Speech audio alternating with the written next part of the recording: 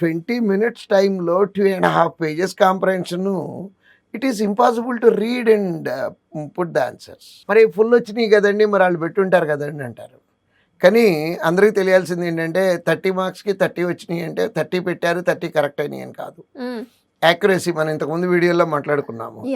Accuracy add అయ్యి అంటే 25 questions పెట్టి 25 కానీ అంతకన్నా ఎక్కువ కానీ పెట్టి అవి కరెక్ట్ అయినాయి అంటే డెఫినెట్గా 30 వచ్చేస్తాయమ్మా. సో చేయాల్సిందల్లా ఒక్కటే, బేసిక్ గ్రామర్ నేర్చుకొని ఒక మెంటార్ని చూజ్ చేసుకొని ఆ మెంటార్ని ఫాలో అవుతూ, అంటే మల్టిపుల్ మెంటార్స్ కాదమ్మా. అంటే ఈయనట్లు చెప్తాడు ఈ క్వశ్చన్, అదే వాళ్ళట్లు చెప్తారు కాకుండా చెక్ చేసుకోండి. ఎట్లా అంటే 4 రోజులు ఆయన ఫాలో అయ్యి చూద్దాము, మార్కులు బాగా వచ్చినాయి, let us continue with that mentor.